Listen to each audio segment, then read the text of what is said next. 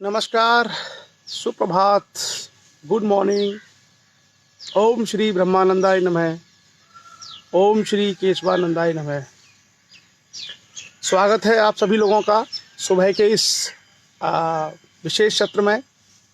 एक खास परिचर्चा भारत के संविधान के साथ, और हम लोग धीरे धीरे जो भारतीय व्यवस्था है, खास करके भारतीय राज्य व्यवस्था, उसके बारे में जानने का प्रयास कर रहे हैं।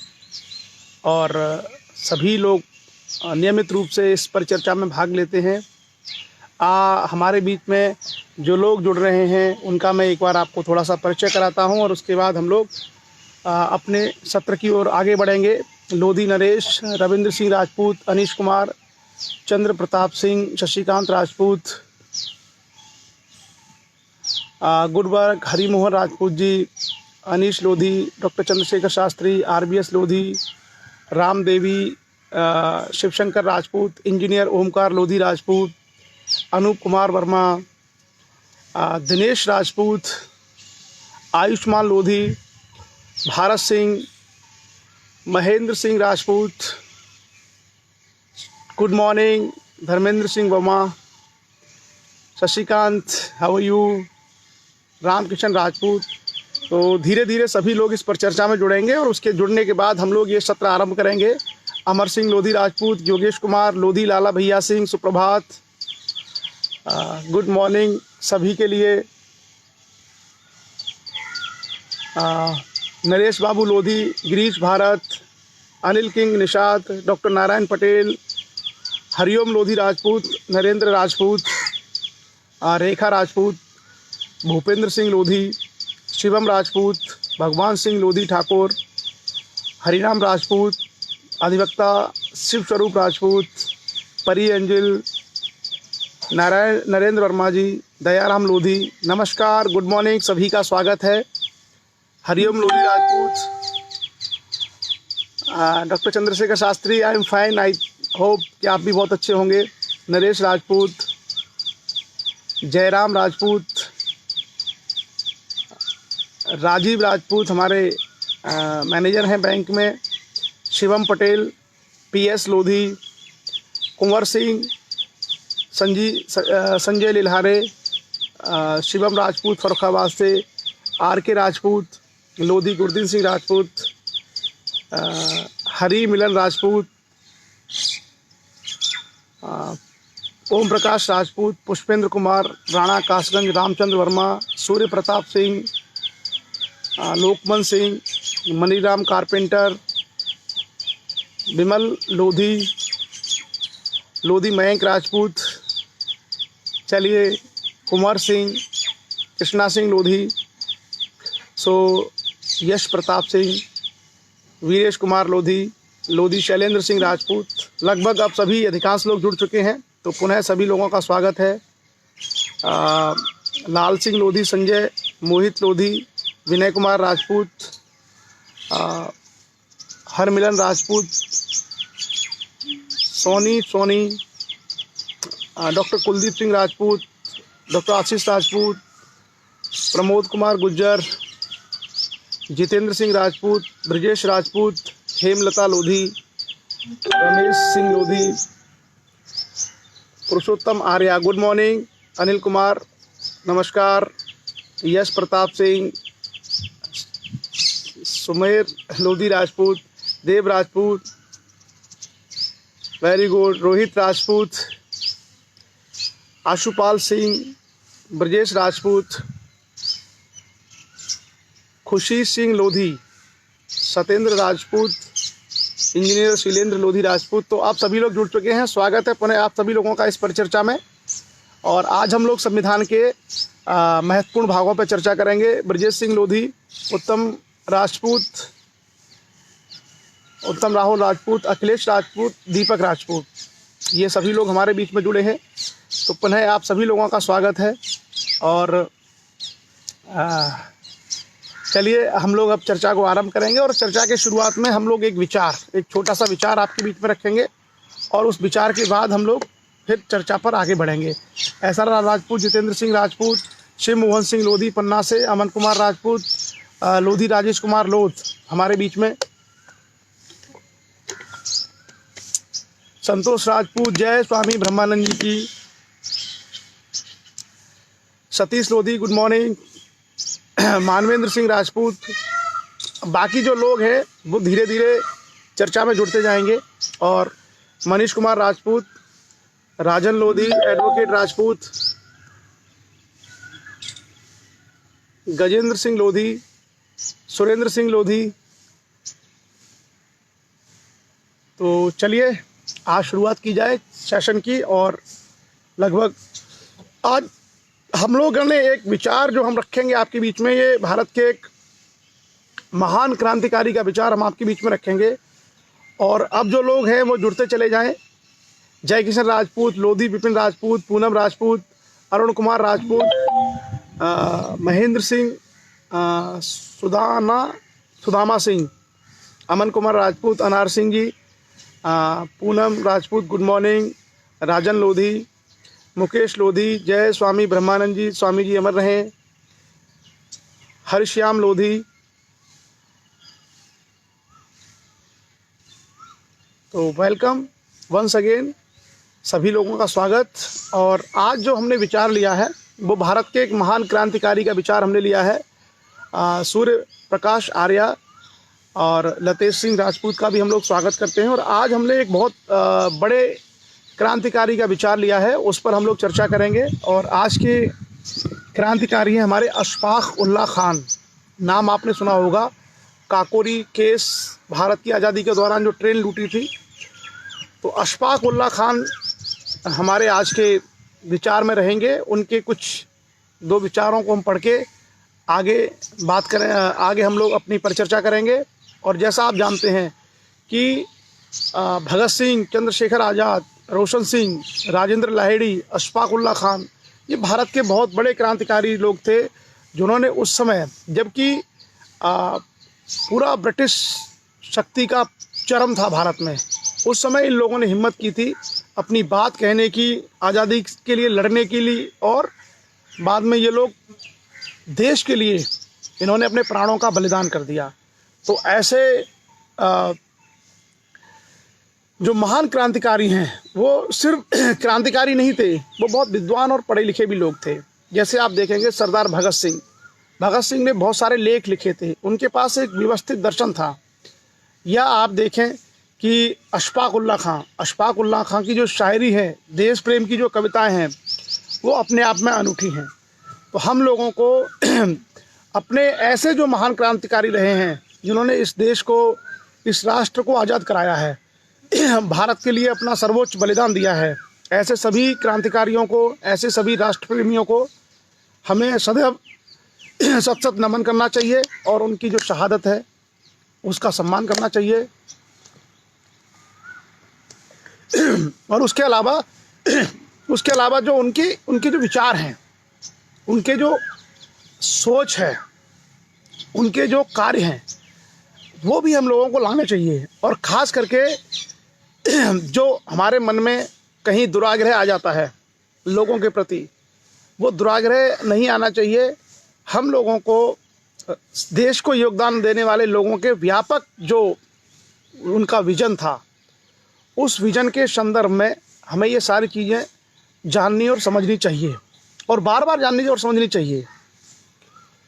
हमें निरंतर ये प्रयास करता रहना चाहिए कि ये सारी की सारी जो चीज़ें हैं, वो सारी की सारी चीज़ें किसी न किसी माध्यम से आम लोगों तक पहुंचती रहें, ताकि वो लोगों को प्रेरित करती रहें, लोगों को जानकारी देती रहें। और साथ ही साथ ये जो एक सामाजिक हमारा जो व्यवस्था है, उस व्यवस्था में सकारात्मक रूप से वो अपना सहयोग प्रदान कर पाएँ। तो अशफाक उल्लाह खां, काकोरी केस, जहाँ पर इन लोगों ने ब्रिटिश अंग्रेज़ों की जो ट्रेन में खजाना जा रहा था उसको लूटा था, और उसके बाद क्रांति के रास्ते पर इन लोगों ने अंग्रेज़ों के खिलाफ बहुत सारे कार्य किए थे। उन्हीं में से अशफाक उल्लाह खां, अगर आपको समय मिले तो आप अशफाक उल्लाह खान की शायरी पढ़िए। देशभक्ति की बहुत ज़बरदस्त उन्होंने शायरी लिखी हैं और शहीद हुए, भारत के लिए अपने प्राणों का बलिदान दिया था। तो उन्हीं की दो लाइनें हम लोग पढ़ेंगे आज विचार के रूप में, क्योंकि हमारा काम है हम दुनिया भर के विद्वानों को जानें, विद्वानों के अलावा जो विचारक हैं उनको जानें, जो जो फिलोसफर्स हैं, दार्शनिक हैं, उनको जाने, जो देश में स्वतंत्रता सेनानी रहे हैं, जो क्रांतिकारी रहे हैं, उनको जाने, और उनके कुछ ऐसे विचार जो आज भी हमारे जीवन को प्रेरणा दे सकते हैं, हमारे जीवन में एक सकारात्मक ऊर्जा का संचार कर सकते हैं। तो ऐसे सभी विचारकों के विचारों को हमें निरंतर पढ़ना चाहिए, जानना चाहिए और उनकी चर्चाएं करनी चाहिए। तो विचार है उनका कुछ इस तरीके से, बुझ दिलों को सदा मौत से डरते देखा, बुझ दिलों को सदा मौत से डरते देखा,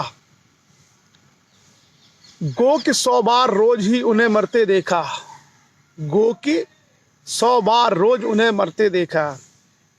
अशफाक उल्लाह खान साहब का कहना है कि जो बुज़दिल हैं, बुज़दिलों को सदा मौत से डर लगता है, मौत से डरते देखा। और वो कहते हैं कि ऐसे लोग एक नहीं 100 बार रोजाना मरते हैं, रोजाना वो लोग 100 बार उनकी मौत होती है। मौत से वीर को हमने नहीं डरते देखा, मौत से वीर को हमने नहीं डरते देखा, तख्ताए मौत पे भी खेल ही करते देखा। तो आपको पता होगा कि इन लोगों को अलग अलग जेलों में फांसियां दी गई थी, राजेंद्र लाहिड़ी, अशफाक उल्लाह खान, रोशन सिंह को। तो उनका ये कहना है कि जब वो मौत के और फांसी के फंदे पर जाते हैं तो वहाँ भी वो क्या है कि वहाँ भी वो हंसते हैं, वहाँ भी वो हंसते खेलते हुए जाते हैं। तो कुल मिलाकर के ये जो है ये दर्शाता है इन लोगों की सोच को और राष्ट्र के प्रति। और ऐसे हजारों लोग हैं, बहुत सारे लोग ऐसे हैं इस देश के लिए जिन्होंने बहुत बड़े बड़े योगदान दिए, वो गुमनामी का शिकार हो गए, उनके नाम जो है इतिहास में नहीं आए। जैसे उसी में से एक जो नाम है जिसको बाद में रिसर्च करके ढूंढा गया, अमर शहीद गुलाब सिंह लोधी, जिन्होंने पहली बार भारत में झंडा फहराया था और उस पार्क को आज भी लखनऊ में झंडे वाला पार्क के नाम से जाना जाता है। बहुत सारे ऐसे लोग हैं इस देश के लिए जो क्रांतिकारी, जिन्होंने योगदान दिए। तो आज इस विचार के साथ हम अपनी चर्चा आरंभ करेंगे। और कल जो है सरकार ने एक निर्णय लिया था, आप लोगों ने अखबारों में, या अखबार तो शायद नहीं आ रहे होंगे, लेकिन आप लोगों ने टीवी इत्यादि पे एक न्यूज़ देखा होगा कि जो स्वास्थ्यकर्मी हैं, जो कोरोना का जो ट्रीटमेंट कर रहे हैं, अगर उन पर कोई हमला करता है तो उसके लिए एक अध्यादेश लेके आया गया है, ऑर्डिनेंस। और उस ऑर्डिनेंस में कुछ प्रावधान किए गए हैं कि अगर कोई व्यक्ति, अध्यादेश के में जो प्रावधान किए गए हैं कि अगर कोई भी व्यक्ति अगर मान लीजिए स्वास्थ्यकर्मियों पर हमला करता है तो उसके लिए उसमें सजा के प्रावधान है, नॉन बेलेबल ऑफेंस है, कॉग्निजेबल ऑफेंस है। उसकी भी हम लोग आज चर्चा करेंगे। और उसकी चर्चा इसलिए करेंगे कि आज जो हम लोग चर्चा करने वाले हैं उस कानून निर्माण की जो प्रक्रिया है, उस प्रक्रिया में हम लोग दो चीज़ों की चर्चा करेंगे। ऑलरेडी हम लोग जब भारत की संसद के बारे में विधि निर्माण की प्रक्रिया की चर्चा कर रहे थे तो आप में से अधिकांश लोगों को याद होगा कि हमने यह भी चर्चा किया था संविधान के अनुच्छेद 123 में कि यदि अगर संसद का कोई भी सदन सत्र में नहीं है, ना लोकसभा का सत्र चल रहा है ना राज्यसभा का, और ऐसे में अगर कोई आवश्यकता पड़ गई है और कोई कानून बनाना है तो ऐसे कानून को बनाने के लिए राष्ट्रपति की तरफ से एक अध्यादेश जारी किया जाता है, संविधान के अनुच्छेद 123। तो जो कल जारी किया गया वो वही अध्यादेश है। ना लोकसभा चल रही है ना राज्यसभा चल रही है, और देश में स्वास्थ्य कर्मियों पर कई जगह हमले की घटनाएं सामने आईं। तो ऐसे में सरकार ने स्वास्थ्य कर्मियों की सुरक्षा को ध्यान में रखते हुए एक अध्यादेश जारी किया है कल कि अगर कोई व्यक्ति जो कोविड-19 का इलाज कर रहे हैं, अगर उन पर कोई व्यक्ति हमला करता है या उनके साथ कोई दिक्कत करता है तो ऐसे व्यक्तियों के विरुद्ध कार्रवाई की जाएगी और उसमें 3 महीने से लेकर के 7 साल तक की जेल है। तो ये जो सारी चीज़ें हैं, जैसा हमने कहा, हम लोगों को अब ये कल के आज टीवी पर न्यूज़ आप देखेंगे तो आपको मिल जाएगा स्वास्थ्य कर्मियों की सुरक्षा के संबंध में अध्यादेश। लेकिन हम लोग पहले इसकी चर्चा ऑलरेडी कर चुके थे कि अध्यादेश कब जारी किया जाता है।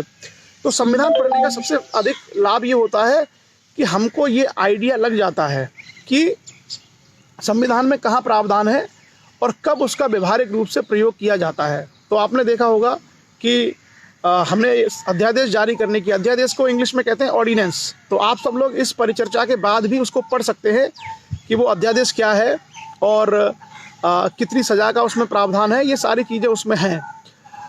आज भी जो हम चर्चा करने वाले हैं, कल हमने देखा था कि जो विधानसभाएं होती हैं, विधानसभाओं में विधानसभाओं को कानून बनाने की शक्ति है।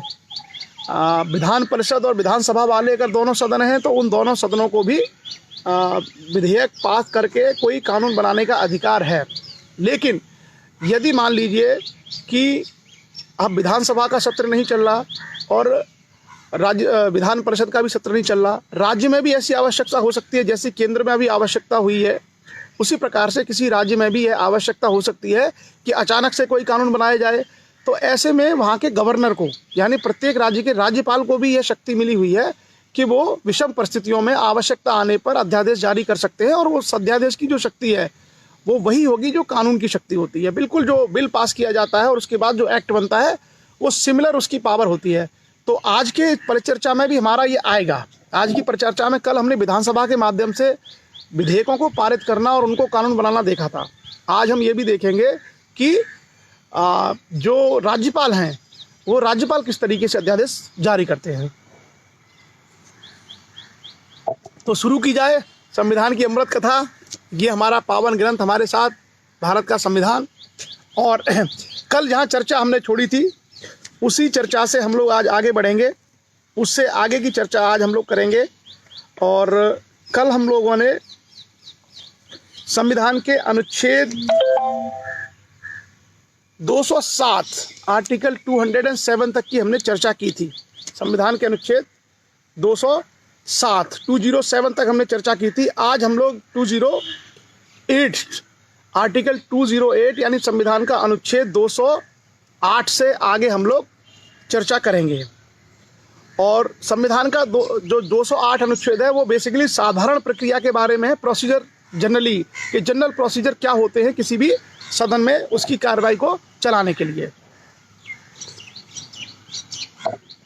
आर्टिकल 208 ये कहता है कि संविधान के उपबंधों के अधीन रहते हुए सदन को अपनी कार्रवाई को संचालित करने के लिए नियम बनाने की शक्ति है। तो कोई भी जो सदन है, चाहे वो विधानसभा है चाहे वो विधान परिषद है, वो दोनों सदन अपनी कार्रवाई के संचालन के नियम बना सकते हैं कि हमारी कार्रवाई इन नियमों के अधीन चलेगी। जब वो सेम है जो हमने लोकसभा और राज्यसभा के बारे में भी कहा था कि लोकसभा और राज्यसभा के पास भी यह शक्ति है कि वो अपनी कार्रवाई के नियम बना सकती हैं और उन नियम के अधीन रहते हुए लोकसभा और राज्यसभा की कार्रवाई संचालित की जाएगी।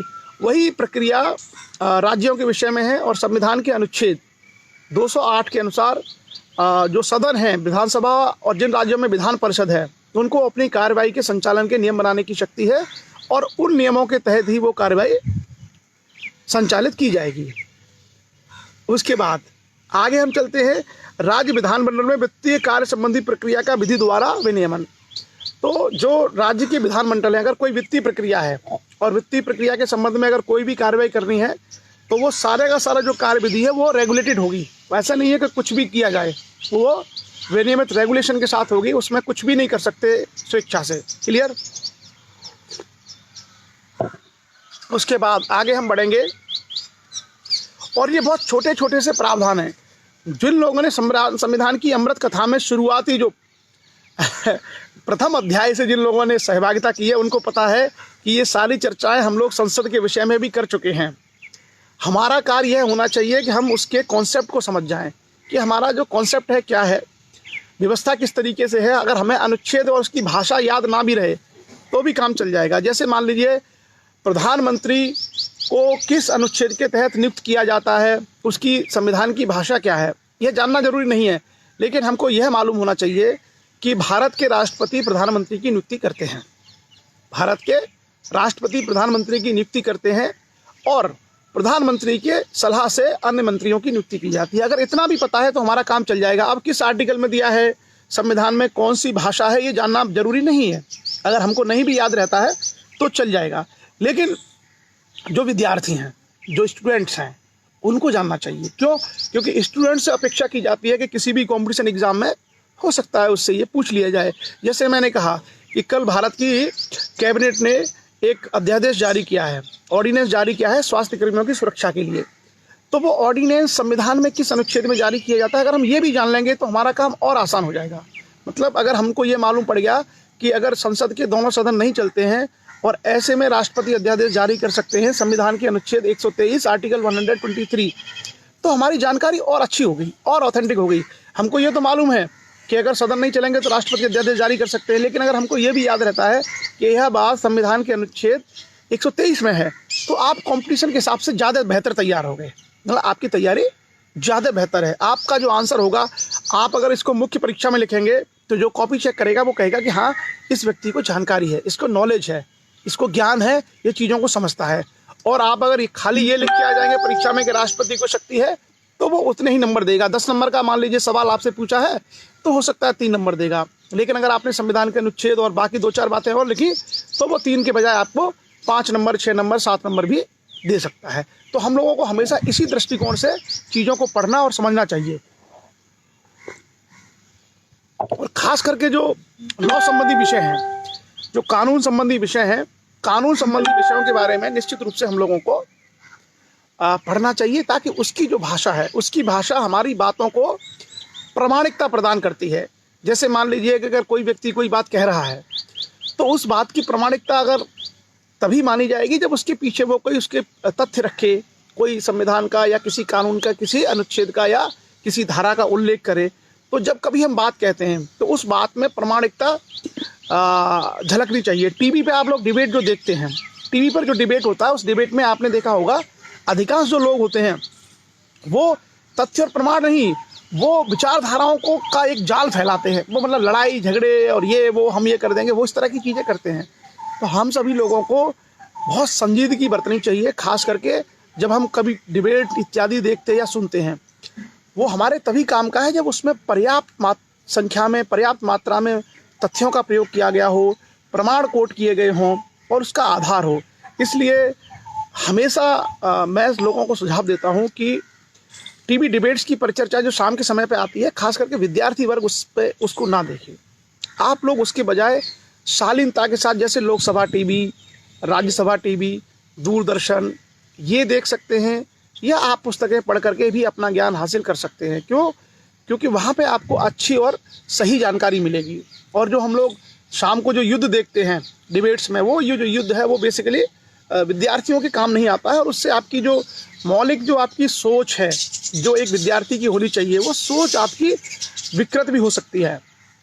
और उसका सीधा सा उदाहरण है, आप देखिए, जो बच्चा यूपीएससी की तैयारी कर रहा होगा, या जो बच्चा किसी पीएससी या पीसीएस एग्ज़ाम की तैयारी कर रहा होगा, या रेलवे बैंकिंग की तैयारी कर रहा होगा, वो सोशल मीडिया पर कभी इस तरह की पोस्टें नहीं डालेगा।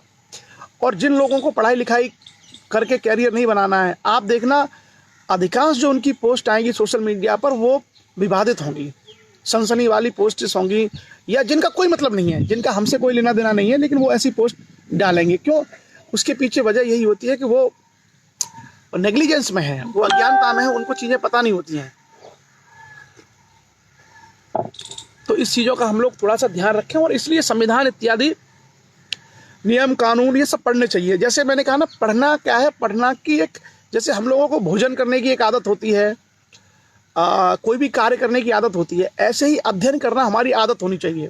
और जब ये अध्ययन करना हमारी जीवनचर्या में शामिल हो जाएगा, तो आप देखिए 1-2 साल में आपके व्यक्तित्व में बहुत बड़ा बदलाव अपने आप आ जाएगा। जैसे उदाहरण के तौर पर, अभी जो कल अध्यादेश जारी किया गया है, उस अध्यादेश को ही आप पढ़ लीजिए। उस अध्यादेश को आप पढ़ेंगे तो आपको उसमें पता चलेगा कि ये 4 बातें उसमें लिखी हैं, केवल 4 बातें। लेकिन 4 बातें पढ़ करके आपके जहन में, आपके मन मस्तिष्क में यह विचार जरूर आएगा कि हमको ऐसे कानून जब बनते हैं, अध्यादेश आते हैं, तो पढ़ना चाहिए। और जब हम 1 बार, 2 बार, 3 बार इस तरह के कोई कानून या अध्यादेश बनते हैं और उनको जब पढ़ना आरंभ कर देते हैं, तो फिर आगे चल करके यह हमारी रुचि का हिस्सा बन जाएगा, यानी हमारी हॉबी बन जाएगी। कि सरकार ने कोई भी योजना बनाई, सरकार ने कोई भी नीति बनाई, कोई भी कानून आया, कोई भी अध्यादेश आया, हम उसको पढ़ेंगे। और जब हम उसको पढ़ेंगे तो हम वेल इन्फॉर्म्ड होंगे, हमारे पास सही सूचना होगी, हमारे पास सही जानकारी होगी, और चीज़ों को लेकर के हमारा नज़रिया बड़ा स्पष्ट और बहुत तार्किक हो जाएगा। इसलिए हम सब लोगों को इस तरह की चीज़ें जब कभी अवसर मिले, और जब कभी इस तरह की चीज़ें आती हैं, तो वो पढ़ लेनी चाहिए। तो जैसे अभी आपको अवसर मिला है, इस लाइव परिचर्चा के बाद आप इंटरनेट पर जाके गूगल पर सर्च कर लीजिए, या तो आप टीवी कहीं भी आपको मिल जाएगा, वो जो कल का ऑर्डिनेंस है वो आपको मिल जाएगा। और अगर ना मिले तो आप मुझे बोल देना, मैं स्क्रीनशॉट लेके शेयर करके भेज दूंगा आपके पास। क्लियर? आगे हम आएंगे विधानमंडल में प्रयोग की जाने वाली भाषा, संविधान का अनुच्छेद 210। आर्टिकल 210। तो आज हमने 208, 209 किए।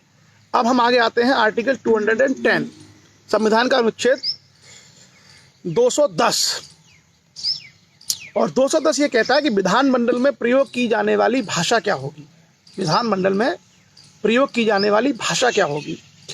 आपको याद होगा जब हमने संसद की चर्चा की थी तो वहां हमने कहा था कि संसद में प्रयोग की जाने वाली भाषा क्या होगी। तो बिल्कुल सेम प्रावधान है। संसद में यह था कि संसद में कोई भी सदस्य हिंदी अंग्रेजी, यानी संसद के जो कार्य हैं वो हिंदी या अंग्रेजी में होंगे, या कोई भी सदस्य अध्यक्ष या सभापति की अनुमति से अपनी मातृभाषा में बात कर सकता है, अपनी मातृभाषा में वो बोल सकता है। क्लियर, बिल्कुल स्पष्ट। इसलिए आप सभी लोगों ने देखा होगा कि जब लोकसभा या राज्यसभा की कार्यवाही चल रही होती है तो वो ट्रांसलेटर लगा होता है, हेडफोन की तरह वो सिर पे लगा होता है सभी सांसदों के। जैसे मान लीजिए कोई सांसद उत्तर प्रदेश का है और उसको तमिल समझ में नहीं आती है, तो वो तमिल का सांसद जब बोलता है तो वो अपना हेडफोन लगा लेता है और वो ट्रांसलेटर होता है। एक्चुअली वो ट्रांसलेट होती रहती है और वो हिंदी में कन्वर्ट होकर उसके सामने आती रहती है। तो ये हर सदस्य को भारत की विविधता को ध्यान में रखते हुए, उस विविधता का सम्मान करते हुए यह अधिकार दिया गया है कि कोई भी सदस्य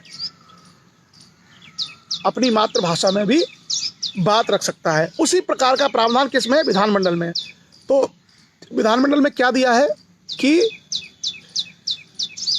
धारा 17 में किसी बात के होते हुए भी हिंदी या अंग्रेजी में सदनों का कार्य किया जाएगा।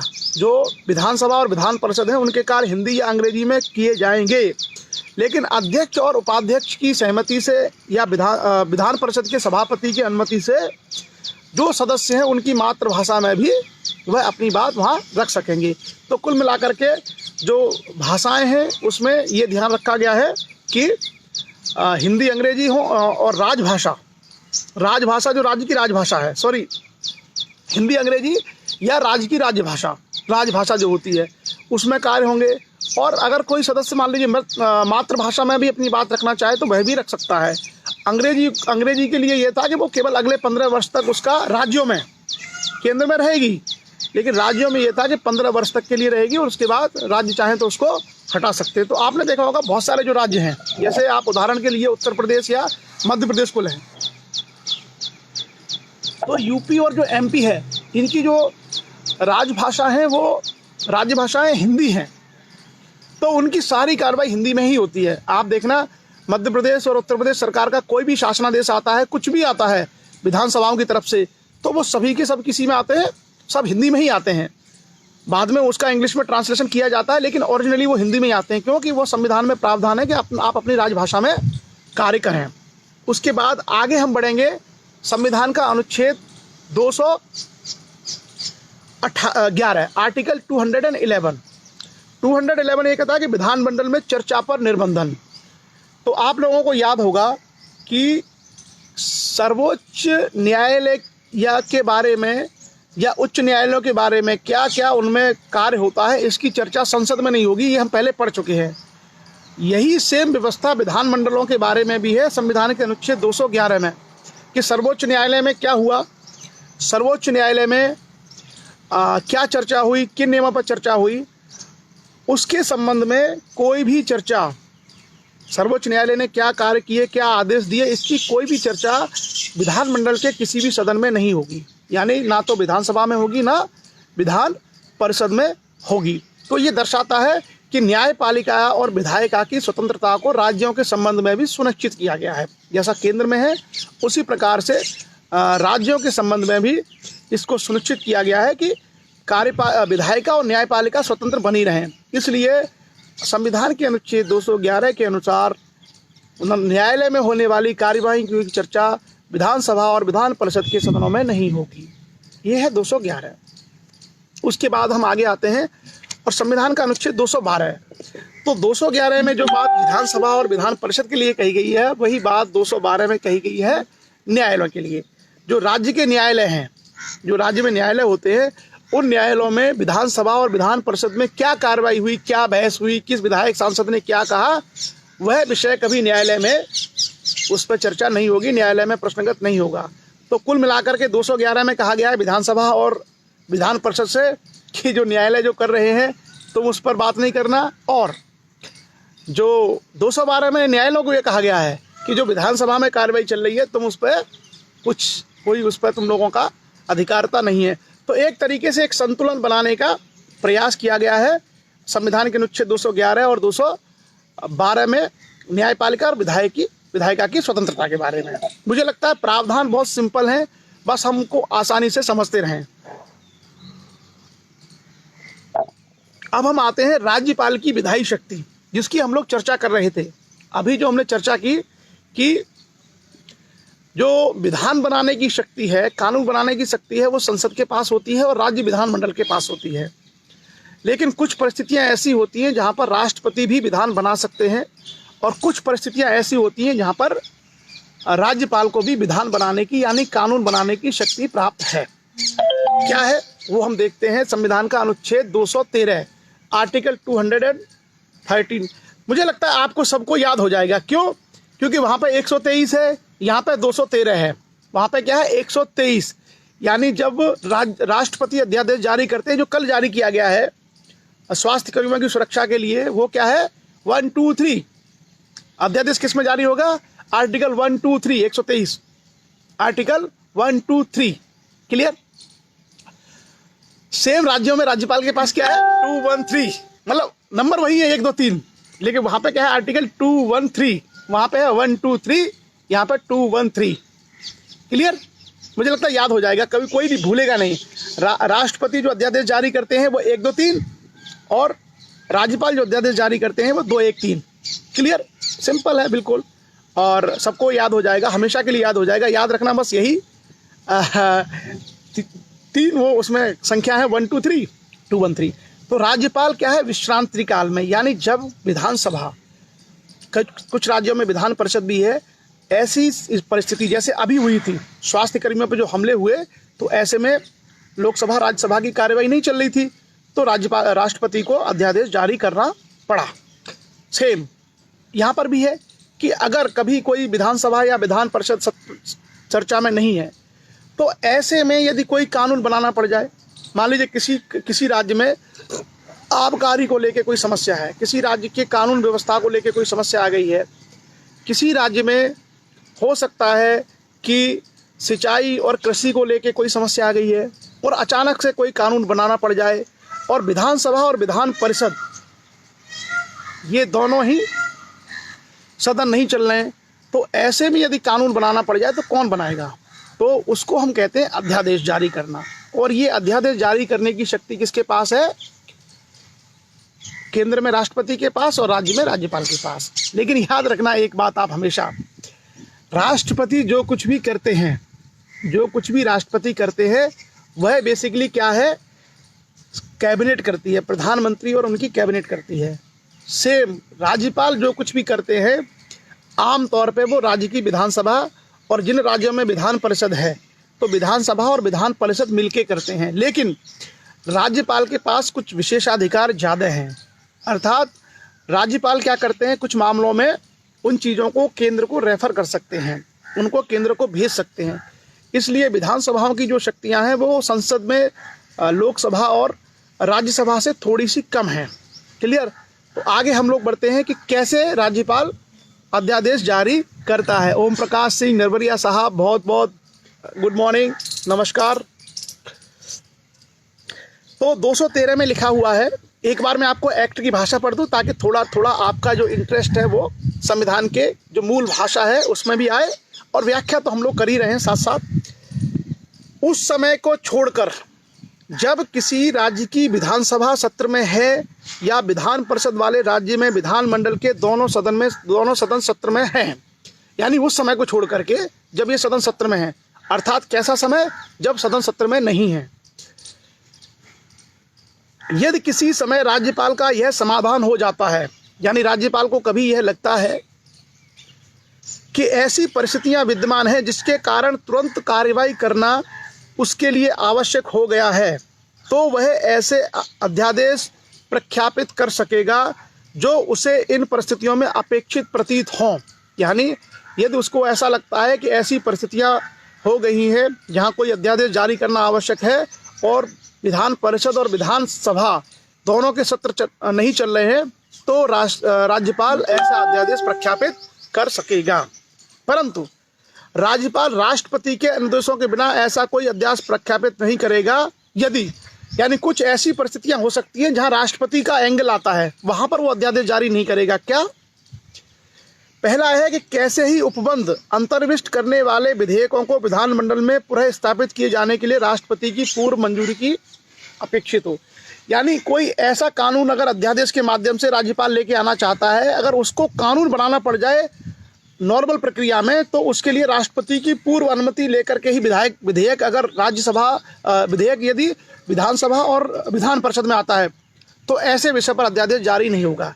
यानी विधानसभा को कानून बनाने की शक्ति है, लेकिन उसमें एक जगह प्रावधान यह भी है कि विधानसभा जो कानून बनाती हैं या विधान परिषद जो कानून बनाती हैं उसमें उनको कुछ विषयों पर राष्ट्रपति की पूर्व अनुमति भी लेनी पड़ती है। तो ऐसे विषय जहां राष्ट्रपति की पूर्व अनुमति आवश्यक होती है, उन मामलों पर राज्यपाल अध्यादेश जारी नहीं कर सकता। क्लियर? कोई ऐसा विषय भी हो सकता है जो राष्ट्रपति के विचार के लिए आरक्षित कर लिया जाता है या किया जाएगा, उस पर भी राज्यपाल अध्यादेश जारी नहीं करेगा। ठीक है? उसके बाद जो अध्यादेश जारी होता है उस अध्यादेश का वही प्रभाव होगा, उसका वही इफेक्ट होगा जो किसी कानून का, यानी विधानमंडल के द्वारा बनाए गए किसी कानून का जो प्रभाव होता है वही उस अध्यादेश का भी प्रभाव होगा। तो बिल्कुल सेम है कि जैसे मान लीजिए कल जो अध्यादेश जारी किया गया है सुरक्षा कर्मियों की स्वास्थ्य कर्मियों की सुरक्षा के लिए, उसमें आप ये मानना कि वो कल से लागू हो गया। अभी आपने देखा हो तो इंदौर में कुछ घटनाएं हुई थी कि स्वास्थ्य कर्मियों पे हमले हो गए थे, मुरादाबाद में कुछ ऐसा देखने में आया था, बिहार में कुछ 1-2 इंसिडेंट हुए थे। कुछ चीज़ें हमने देखी थी कि स्वास्थ्य कर्मी जो चेकअप करने जा रहे थे या स्क्रीनिंग करने जा रहे थे उस पर हमले हो गए थे। अब अगर कोई हमला कर दे तो उसके खिलाफ तुरंत FIR होगी और वो संज्ञेय अपराध है, मतलब उसमें आपको छूट नहीं मिलेगी, कॉग्निजेंस लेना ही पड़ेगा और नॉन बेलेबल है, मतलब आपको बेल नहीं मिल सकती थाने से, आपको कोर्ट ही जाना पड़ेगा। नॉन बेलेबल ऑफेंस है और 3 महीने से लेकर के 7 साल तक की उसमें सजा भी कर दी। तो ये 123 साल पुराना एक कानून है भारत में, जो एपिडेमिक एक्ट है, महामारी कानून। बेसिकली भारत में जैसे हमने कहा ना IPC, CRPC, income tax act, ये जो सारे जितने कानून हैं भारत में बहुत पुराने हैं। जो एपिडेमिक एक्ट है वो भी भारत में 123 साल पुराना है, अंग्रेज लोग भारत में बना के गए थे। तो उस 123 साल पुराने कानून में ये व्यवस्था की गई है जो कल के अध्यादेश के माध्यम से, उसमें पहले ये प्रोविजन नहीं था स्वास्थ्य कर्मियों की सुरक्षा को लेकर के। तो कानून क्या है? कानून एक सतत चलने वाली प्रक्रिया है, उसमें निरंतर समय और आवश्यकताओं के अनुसार परिवर्तन होते रहते हैं, उसमें ये बदलाव समय के अनुसार होते रहते हैं। अभी जब आवश्यकता महसूस हुई कि भाई ये तो अच्छा नहीं हो रहा है कि जो स्वास्थ्य कर्मी हैं उन पर हमले हो रहे हैं, और ऐसे में जबकि ये कोरोना वायरस फैला हुआ है, कोविड का जो संक्रमण का जो संकट है, ऐसे में ज़रूरी हो जाता है कि उनके लिए पर्याप्त सुरक्षा प्रदान की जाए। तो आप लोग थोड़ा सा बुद्धिजीवी बनने का प्रयास करिए और इसको आप पढ़ लीजिए। छोटा सा है, ज़्यादा नहीं है, 3-4 पॉइंट हैं, और कोशिश करिए कि ऐसे ऐसे अध्यादेशों को आप याद करते रहें, थोड़ा थोड़ा समझते रहें। उससे ना चीज़ों को हम लोग बेहतर तरीके से जान पाते हैं।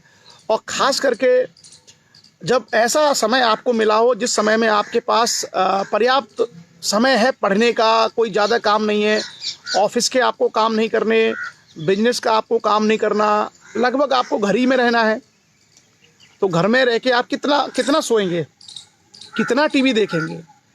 तो ऐसे में हम लोगों को ये लाभ उठाना चाहिए कि समय निकाल करके हम अध्ययन भी करते रहें और इस तरह की जो चीज़ें आती हैं उनको हम पढ़ते भी रहें। अगर हम पढ़ेंगे तो हम अपडेट होंगे और व्यवस्था को बेहतर तरीके से जानेंगे। और मैंने कहा ना कि एक जो नागरिक है, उस अच्छा नागरिक हम उसको बोलते हैं जो किसी भी देश की सामाजिक व्यवस्था को, आर्थिक व्यवस्था को, राज्य व्यवस्था को, संवैधानिक व्यवस्था को, सांस्कृतिक व्यवस्था को समझता है और वो निरंतर प्रयास करता है कि इन चीज़ों के अंदर इनकी गहराइयाँ क्या हैं। एक अच्छे और जागरूक नागरिक की निशानी है। आप लोगों ने देखा होगा कि एक बड़े से बड़ा ज़मींदार गांव में जिसके पास 100-200 बीघा ज़मीन है और जिसके पुरखे ज़मींदार रहे हैं, अगर उसने शिक्षा नहीं ग्रहण की है, उसने पढ़ाई नहीं की है और वो केवल अपनी उसी में रहा है ज़मींदारी में, तो आप देखेंगे कि एक गरीब घर का छोटा सा बच्चा लॉ करके एडवोकेट बन जाता है और वो उसकी पूरी जो करोड़ों रुपए की संपत्ति है उसका कानून वो छोटा केस जो है वो छोटा सा बच्चा लड़ता है। मतलब वो छोटा सा व्यक्ति जो गरीब घर का बच्चा है जो लॉ करके एडवोकेट बन गया है वो लड़ेगा उसका केस। क्यों? क्योंकि एक ही फ़र्क है कि आपके पास अगर 100, 200, 400, 500 बीघा या बहुत सारी ज़मीनें हैं, बहुत सारे प्रॉपर्टी के आप मालिक हैं, लेकिन अगर आपने अध्ययन नहीं किया है तो फिर वो कानून आपको और सिस्टम जो व्यवस्था आपको स्थान नहीं देगी। वो व्यवस्था आपको तभी आपको महत्व देगी जब आप उस व्यवस्था के बारे में पढ़ते हैं, उसके बारे में जानते हैं। तो ये जो सारी की सारी चीज़ें हैं वो आपको सिखाती हैं। अध्यादेश जैसे मैंने बता दिया है कि अध्यादेश को इंग्लिश में ऑर्डिनेंस बोलते हैं और ऐसी परिस्थितियां जब कानून बनाना संभव नहीं है तो वैसे समय में अध्यादेश जारी किए जाते हैं। केंद्र में जब होता है तो राष्ट्रपति के द्वारा और राज्य में होता है तो राज्यपाल के द्वारा। केंद्र के द्वारा जारी किया गया जो अध्यादेश है, एक चीज़ हमेशा याद रखना, केंद्र में जो कुछ भी होगा प्रधानमंत्री और मंत्रिपरिषद करेंगी, कैबिनेट, और राज्य में होगा वो राज्य का मुख्यमंत्री और मुख्यमंत्री की कैबिनेट करेगी। हालांकि नाम राज्यपाल का और राष्ट्रपति का होता है लेकिन एक्चुअल काम भारत में, क्योंकि भारत में लोकतंत्रीय प्रणाली में ऐसा लोकतंत्र है जिसमें जनता के द्वारा चुने गए प्रतिनिधियों को अधिक शक्तियां हैं। तो प्रधानमंत्री और मुख्यमंत्री जो है विधानसभा विधायक और सांसद ये सारे के लोग जनता के द्वारा बनाए जाते हैं, इसलिए इनके पास शक्तियां अधिक हैं। अब हम आते हैं आगे, अगला टॉपिक, राज्य के उच्च न्यायालय, हाई कोर्ट। तो सुप्रीम कोर्ट हम लोग पढ़ चुके हैं सब लोग। आप में से अगर सब लोगों को याद होगा तो हमने संविधान का अनुच्छेद 124 पढ़ा था, आर्टिकल 124, जिसमें था कि भारत का एक सर्वोच्च न्यायालय होगा। भारत का एक सर्वोच्च न्यायालय होगा, there shall be a Supreme Court of India, article 124। जिन्होंने पुरानी चीज़ें जिनको पता है उनको ये सब मालूम होगा, उन लोगों ने ये सब पढ़ा है। क्लियर? आज जो हम लोग आने वाले हैं, आज हम बात करेंगे राज्यों के जो उच्च न्यायालय हैं उसके बारे में, उच्च न्यायालयों के बारे में। और कहाँ से शुरुआत है? वहाँ पे था आर्टिकल 124। देखिए, लिंक बना के पढ़ना सीखिए। जब हम बड़ी बड़ी चीज़ें याद करना चाहते हैं तो थोड़ा सा हमारे दिमाग में लिंक बनने चाहिए। कैसे लिंक बनने चाहिए? जैसे मैंने कहा कि केंद्र में जो अध्यादेश जारी होता है राष्ट्रपति के द्वारा वो होता है 1, 2, 3, लेकिन जब राज्यपाल जारी करता है राज्य में तो वो होता है 2, 1, 3। क्लियर? उसी तरीके से सुप्रीम कोर्ट के बारे में जो संविधान में प्रावधान है वो है आर्टिकल 124, आर्टिकल 124। और जो राज्यों के जो उच्च न्यायालय है उसके बारे में जो प्रावधान है वो है आर्टिकल 214। नंबर वही है 124, 214। तो मुझे लगता है याद हो जाएगा। ये हम लोग ऐसे एक्सपेरिमेंट जब हम लोग IAS की तैयारी करते थे तो हम लोग ऐसे बहुत एक्सपेरिमेंट करते थे, लिंक बनाना, कहीं से कोई कविता के रूप में बना लिया, याद करने के तरीके बनाते थे हम लोग। इस तरीके से छोटी छोटी चीज़ों के जोड़ते थे। तो आप लोग भी ये टेक्निक अपना सकते हैं। अगर आपको कुछ चीज़ें याद करनी है तो आप लोग इस तरह के लिंक जो है बना करके चीज़ों को कोई कविता के रूप में, कोई रिजेम्बलेंस बना करके, इस तरीके से हम बहुत सारी चीज़ों को याद कर सकते हैं। जैसे लोधी लाला भैया सिंह ने लिख दिया कि उच्चतम न्यायालय 124 और उच्च न्यायालय 214। नंबर वही है, 124 ही नंबर है, 1 है, 2 है, 4 है, लेकिन वहाँ पे 124 डायरेक्ट है, यहाँ पे 2 पहले आ गया है और 1 बीच में आ गया, 4 वहीं पे है। तो इस तरीके से भी चीज़ों को हम लोगों को याद करना और समझना चाहिए। तो राज्यों के उच्च न्यायालय के बारे में संविधान में क्या प्रावधान है? आर्टिकल 124 ये कहता है कि प्रत्येक राज्य का एक उच्च न्यायालय होगा। There shall be a high court for every state, there shall be a high court for each state. प्रत्येक राज्य का। तो भारत में जितने राज्य हैं, जैसे भारत में वर्तमान में 28 राज्य हैं, 28 भारत में राज्य हैं। कोई भी राज्य ऐसा नहीं है जिसका हाई कोर्ट ना हो, उसका उच्च न्यायालय जरूर होगा। जैसे मध्य प्रदेश का उच्च न्यायालय होगा, उत्तर प्रदेश का उच्च न्यायालय होगा, छत्तीसगढ़ का उच्च न्यायालय होगा, झारखंड का उच्च न्यायालय होगा, महाराष्ट्र का उच्च न्यायालय होगा।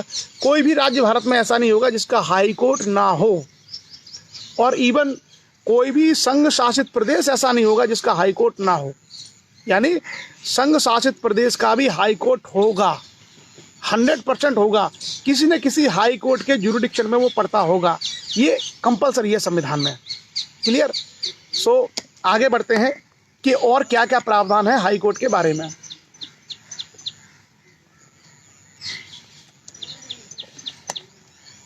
हाईकोर्ट के बारे में आगे जो प्रावधान है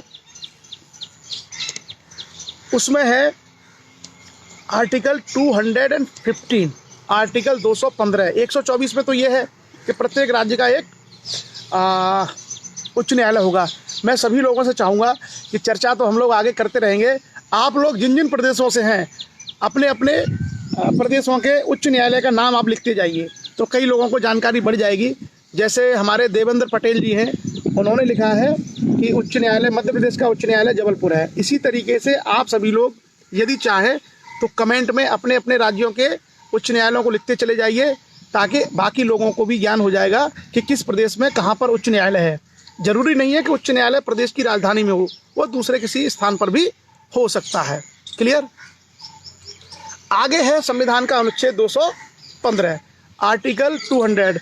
महेंद्र पाल राजपूत जी पूरा लिखिए। उत्तर प्रदेश का उच्च न्यायालय इलाहाबाद। इलाहाबाद का जो अब नाम है वो प्रयागराज है, तो कृपया आप लोग इसको करेक्ट कर लीजिए कि इलाहाबाद के स्थान पर अब उसका नाम प्रयागराज हो गया है।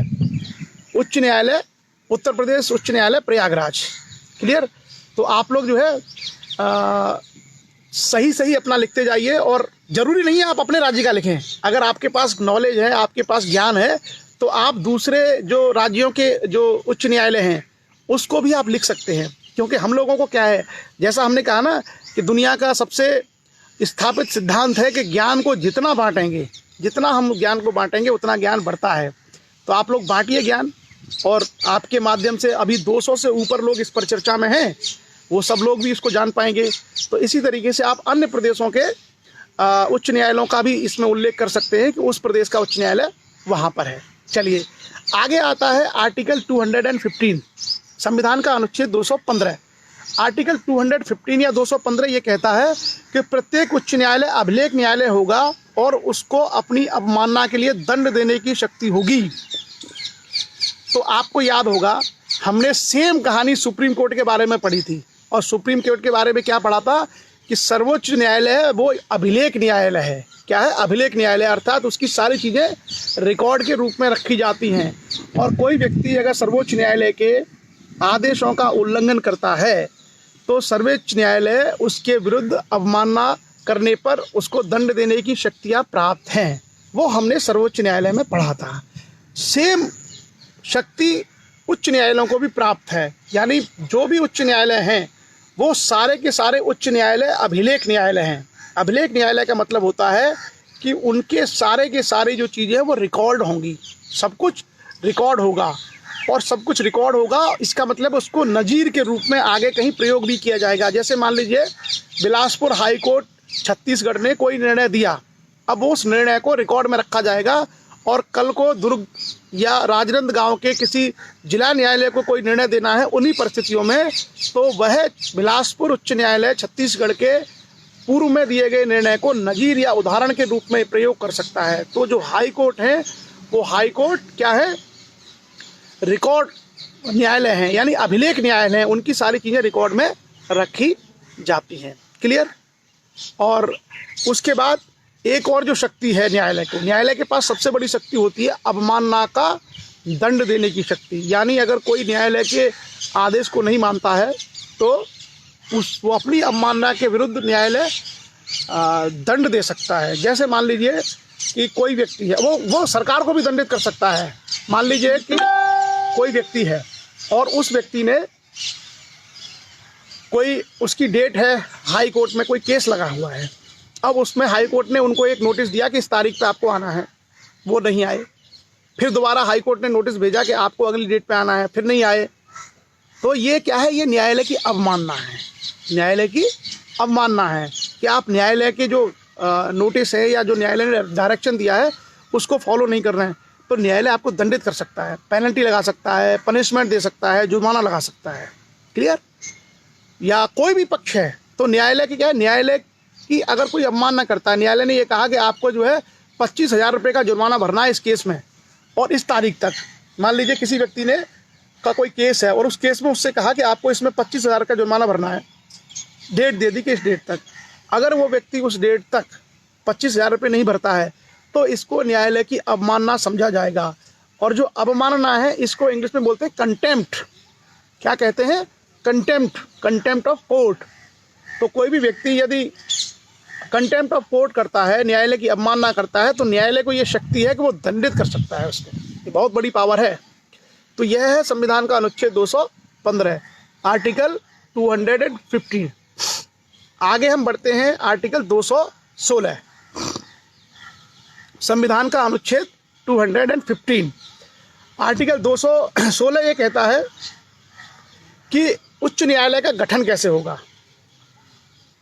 216 में है कि उच्च न्यायालय का गठन, कॉन्स्टिट्यूशन ऑफ हाई कोर्ट।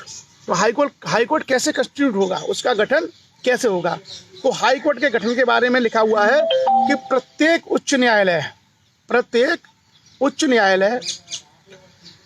मुख्य न्यायमूर्ति, प्रत्येक, जैसे वहाँ पे क्या होता है मुख्य न्यायाधीश होता है, यहाँ पर क्या है मुख्य न्यायमूर्ति, और ऐसे अन्य न्यायाधीशों से मिलकर बनेगा जिन्हें राष्ट्रपति समय समय पर नियुक्त करेगा। तो याद रखना यहाँ पर एक अंतर आ गया कि जो सर्वोच्च न्यायालय के जो न्यायाधीश हैं, चाहे मुख्य न्यायाधीश हैं चाहे बाकी न्यायाधीश हैं, उनकी नियुक्ति राष्ट्रपति करते हैं।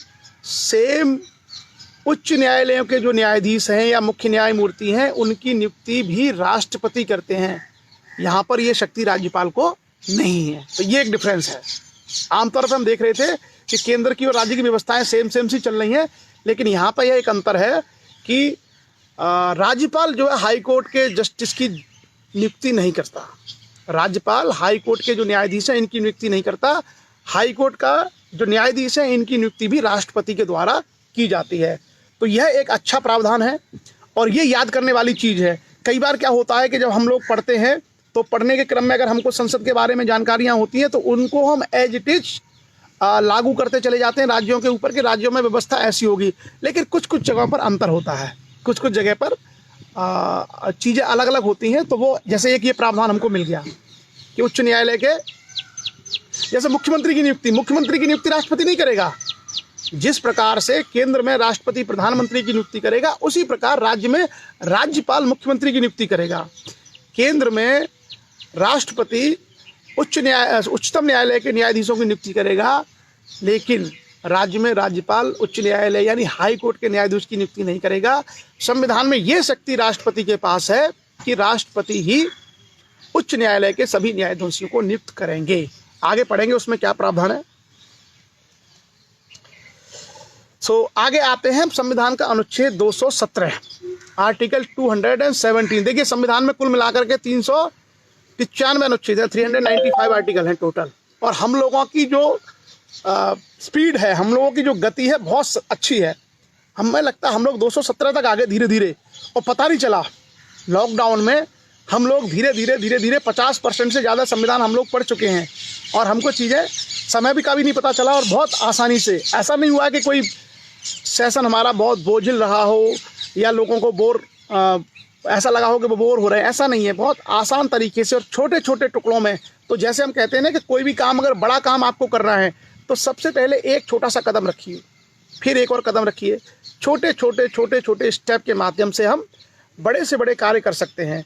आप देखिए, अगर हम चाहते तो एक दिन 8 घंटे या 10 घंटे का सेशन लेते, और 10 घंटे के सेशन में, 15 घंटे के सेशन में भी हो सकता है हम 2-3 दिन में संविधान पूरा पढ़ लेते, लेकिन वो समझ में नहीं आता, वो लोगों के समझ में नहीं आता। अब देखिए, हम रोजाना 10 से 12 अनुच्छेद करते हैं और एक एक अनुच्छेद की पूरी व्याख्या करते हैं, व्यवहारिक तरीके से क्या है संविधान में क्या है। तो उससे क्या होता है, चीज़ें बड़ी सहजता से, बड़ी सरलता से उन लोगों को भी समझ में आती हैं जो लोग गाँव में खेती करते हैं, मजदूरी करते हैं, जो लोग केवल सोशल मीडिया का सिर्फ उपयोग करना जानते हैं, वह लोग भी इसको समझ रहे हैं कि भाई संविधान में ये व्यवस्था है। तो मैंने कहा ना कि जब कभी हमें बड़े काम करने हों, जब हमारे लक्ष्य महान हों, जब हमारे उद्देश्य बहुत बड़े हों, तो हम हमेशा शुरुआत छोटे छोटे कदमों से करें और हर चीज़ को बहुत आसानी और सहजता के साथ स्टेप बाय स्टेप करें। जैसे ना कि अगर मान लीजिए हमें कोई बड़ी ऊंचाई पर कोई चढ़ना है और वहाँ पे पता चला कि 100 सीढ़ियाँ हैं, तो 100 सीढ़ियों को चढ़ने के लिए हम एक बार में अगर 100 सीढ़ियाँ भाग के चढ़ेंगे तो हम 20 सीढ़ी चढ़ने के बाद थक जाएंगे और बैठना पड़ेगा। हो सकता है हमारा साहस जवाब दे जाए, हम ना चढ़ें। लेकिन यदि हमको 100 सीढ़ियाँ चढ़नी है और हम आराम से पहले 10 सीढ़ियाँ चढ़े, फिर थोड़ी देर हल्का सा ब्रेक लिया, फिर 10 चढ़े, फिर 10 चढ़े, फिर 10 चढ़े, तो आप देखेंगे कि धीरे धीरे हम लोग यात्रा का आनंद लेते हुए 100 सीढ़ियाँ चढ़ जाते हैं और अपने जो हमारा गंतव्य है, जो हमारा उद्देश्य है, जो हमारा लक्ष्य है, वहाँ तक हम लोग पहुँच जाते हैं। तो ये जो सारी चीज़ें हैं, ये सारी की सारी चीज़ें हम लोग बड़ी आसानी से कर लेते हैं। तो धीरे धीरे अगर हम करेंगे तो बड़े अच्छे तरीके से यह संभव हो पाता है। आगे हम बढ़ते हैं और संविधान का अनुच्छेद 217 आर्टिकल 217, आर्टिकल 217 क्या कहता है? उच्च न्यायालय के न्यायाधीशों की नियुक्ति और उसके पद की शर्तें। तो जैसा मैंने कहा कि नियुक्ति कौन करता है? राष्ट्रपति। और उसके लिए क्या है? कॉलेजियम होता है। कॉलेजियम मैंने आपको बता दिया है कि सर्वोच्च न्यायालय के मुख्य न्यायाधीश और वरिष्ठ न्यायाधीशों को मिलाकर के एक सिस्टम होता है जिसको कॉलेजियम बोलते हैं, और वो कॉलेजियम ही उच्च न्यायालय के न्यायाधीशों के संबंध में सिफारिश करता है कि इनको जो है राष्ट्रपति नियुक्त करेंगे। और राष्ट्रपति नियुक्त करेंगे तो आप समझ लेना लिखा है कि राष्ट्रपति नियुक्त करेंगे, लेकिन सही मामले में कौन करेगा वो आप समझ गए होंगे। मैंने पहले व्याख्या की हुई है उसकी, क्योंकि राष्ट्रपति के पास जो बेसिकली शक्तियां हैं, वो राष्ट्रपति के पास जो शक्तियां हैं, वो शक्तियां सही मायने में भारत के प्रधानमंत्री और उनकी मंत्रिपरिषद के पास हैं।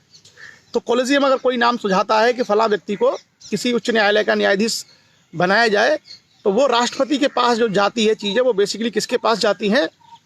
प्रधानमंत्री और मंत्रिपरिषद के पास। और आपको याद होगा जब हमने राष्ट्रपति पढ़ा था तो आर्टिकल 74 में ये क्या लिखा है कि राष्ट्रपति के कार्यों में सलाह देने के लिए एक मंत्रिपरिषद होगी, यानी राष्ट्रपति को कार्यों में सलाह देने के लिए, सहयोग करने के लिए मंत्रिपरिषद होगी। तो राष्ट्रपति है भाई, राष्ट्र के सबसे ऊपर हैं, वो प्रेसिडेंट हैं। तो वो तो खाली चीज़ों पर साइन करेंगे और बाकी काम करने वाले नीचे लोग हैं, वो काम करेंगे। तो एक्चुअली में हाई कोर्ट और इनके जो जस्टिस बनते हैं, इन सब के लिए कॉलेजियम के माध्यम से जब रिकमेंडेशन जाता है तो फिर उस पर निर्णय लिया जाता है प्राइम मिनिस्टर उनकी कैबिनेट के द्वारा। ठीक, आगे हम बढ़ते हैं कि उनके पद की शर्तें क्या हैं। तो वो अपना पद ग्रहण करने के से लेकर के 62 वर्ष तक की उम्र तक, 62 ईयर्स की एज तक तो वो अपने पद पर रहेंगे। जैसे मान लीजिए कोई व्यक्ति 58 साल का है और वो बन जाता है उच्च न्यायालय का न्यायाधीश, तो वह 62 साल की अधिकतम उम्र तक उस पद पर रहेगा। तो उसको ऐसा नहीं कि 5 वर्ष मिल जाएंगे, वह 62 वर्ष की उम्र तक उस पद पर रहेगा। यहाँ मैं आपको बताऊं कि कृष्ण गोपाल लोधी ने एक बहुत बड़ा फैक्ट यहाँ पर आपके सामने रखा है कि जो महाराष्ट्र, गोवा, दादरा नगर हवेली और दमन और दीप, इन सब का एक ही न्यायालय है, वो है मुंबई उच्च न्यायालय। तो एक बड़ा फैक्ट है। तो हो सकता है आपको कभी ये सवाल रहे कि भारत में सबसे ज़्यादा क्षेत्र में किस न्यायालय की अधिकारिता है, तो संभवतः उसका आंसर मुंबई हाई कोर्ट हो सकता है। चेक कर लीजिए, शायद उसकी अधिकारिता सबसे ज़्यादा हो सकती है। उसके बाद और क्या है उसके पद की शर्तें? कोई भी व्यक्ति जो उच्च न्यायालय का न्यायाधीश है, वो राष्ट्रपति को लिख करके अपना त्यागपत्र दे सकता है, अपने पद से हट सकता है। उसके अलावा जैसे सर्वोच्च न्यायालय में न्यायाधीश को हटाने की प्रक्रिया है, महाअभियोग की जो प्रक्रिया होती है, उस प्रक्रिया के माध्यम से ही हाई कोर्ट के जजेस को भी उसी प्रक्रिया से ही हटाया जा सकता है। सेम सत्र में पारित होना चाहिए, जो उपस्थित सदस्य हैं उनका 2/3 और कुल का बहुमत वो उसके लिए चाहिए, तभी जो है उसको हटाया जा सकता है। उसके बाद हम आगे आएंगे। अगर मान लीजिए कोई व्यक्ति किसी हाई कोर्ट का न्यायाधीश है, अच्छा, कृष्ण गोपाल ने कहा है कि गुवाहाटी का क्षेत्र और बड़ा है। हाँ, मुझे लगता है पूरे नॉर्थ ईस्ट का जो है गुवाहाटी है, पूरा जो नॉर्थ ईस्ट है, पूर्वोत्तर भारत है, असम, मणिपुर, मेघालय, त्रिपुरा, मिजोरम, इन सबका शायद गुवाहाटी है, तो उसका कार्यक्षेत्र और बड़ा होगा। क्लियर? दूसरी बात, अगर राष्ट्रपति के द्वारा किसी व्यक्ति को एक हाई कोर्ट से दूसरे हाई कोर्ट भेजा जाता है तो उसका पद वहां से समाप्त हो जाएगा। आगे आते हैं, कोई व्यक्ति कब हाई कोर्ट का न्यायाधीश बन सकता है, उसके लिए क्या योग्यता चाहिए, उसकी भी चर्चा हम लोग करते हैं।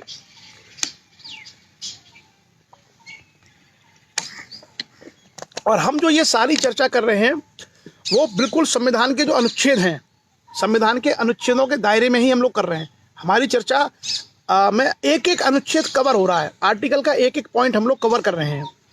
तो कोई व्यक्ति उच्च न्यायालय का न्यायाधीश कब नियुक्त होगा, उसके लिए क्या योग्यताएं, क्या अर्हताएं चाहिए? तो सबसे पहले वह भारत का नागरिक हो, पहली योग्यता है वह भारत का नागरिक हो। दूसरा, भारत के राज्य क्षेत्र में कम से कम 10 वर्ष तक न्यायिक पद पर रहा हो। भारत के राज्य क्षेत्र में कम से कम 10 वर्ष तक न्यायिक पद पर रहा हो। अब देखिए कैसे रहा हो न्यायिक पद पर। जैसे मान लीजिए कोई व्यक्ति मध्य प्रदेश में किसी जिले के न्यायालय में न्यायाधीश रहा हो, किसी जिले का न्यायाधीश रहा हो जिले में 10 वर्ष तक, तो वह व्यक्ति उत्तर प्रदेश के हाई कोर्ट का जज बनाया जा सकता है। मतलब आप किसी भी प्रदेश में 10 साल तक रहे हो, किसी भी क्षेत्र में, भारत के क्षेत्र में, आप बम्बई के रहने वाले हो, आप यूपी में बन सकते हो, आप उत्तर प्रदेश के किसी में रहे हो, आप गुवाहाटी के बन सकते हो। तो कुल मिलाकर के भारत के राज्य क्षेत्र में अगर 10 वर्ष तक कोई व्यक्ति न्यायिक पद पर रहा है तो ऐसे व्यक्ति को सर्वोच्च हाई कोर्ट का जस्टिस बनाया जा सकता है। और कोई व्यक्ति उच्च न्यायालय में 10 वर्ष तक अधिवक्ता रहा है, किसी उच्च न्यायालय 2 या 2 से अधिक उच्च न्यायालयों में कम से कम 10 वर्ष तक अधिवक्ता रहा है, तो वह व्यक्ति भी क्या बनाया जा सकता है, हाई कोर्ट का जज। तो लेकिन 10 वर्ष तक का अधिवक्ता रहा हो। और हाई कोर्ट का जो अधिवक्ता होता है उसका बाकायदा वहाँ रजिस्ट्रेशन और वो सारी चीज़ें होती हैं, उसी को बोलते हैं। ऐसे नहीं है कि आप करते हैं अपने ब्लॉक में जो है या अपने ज़िले में न्याय उसका काम वकालत का, और आप हाई कोर्ट में एक किसी केस में अपीयर हो गए और आप कहने लगे कि मैं 10 साल से वकालत कर रहा हूँ। ऐसा नहीं है। 10 साल तक आप विधिवत रूप से रिकॉर्ड के रूप में आपने अगर वहाँ अधिवक्ता का कार्य किया है तो भी आपकी योग्यता बनती है कि आप किसी उच्च न्यायालय के न्यायाधीश बनाए जा सकते हैं। तो ये सिंपल क्राइटेरिया है। उसके बाद आगे हम आएंगे संविधान का अनुच्छेद 218, आर्टिकल 219। आज हम लोगों ने कितने अनुच्छेद की चर्चा की है अब तक? लगभग हमने 208 से आरंभ किया था और 218 पर हम लोग आए हैं। अभी हमारे पास समय है और कुछ आर्टिकल भी हम लोग करेंगे और कोशिश करेंगे कि बेसिक जो प्रावधान है वहाँ तक हम लोग चर्चा कर लें। हालांकि अभी इसमें बहुत सारे आर्टिकल अभी बचे हुए हैं, लेकिन फिर भी कुछ आर्टिकल्स हम लोग और करेंगे जो सिंपल से हैं। आगे अगला जो आर्टिकल है संविधान का, जो अगला अनुच्छेद है, अगला जो हमारा अनुच्छेद है वो अनुच्छेद है 218। वो कहता है कि उच्चतम न्यायालय से संबंधित कुछ उपबंधों का उच्च न्यायालय को लागू होना। यानी कुछ उच्चतम न्यायालय जो सुप्रीम कोर्ट ऑफ इंडिया है उसके कुछ ऐसे उपबंध होते हैं जो उच्च न्यायालय में भी लागू होते हैं। क्या होते हैं?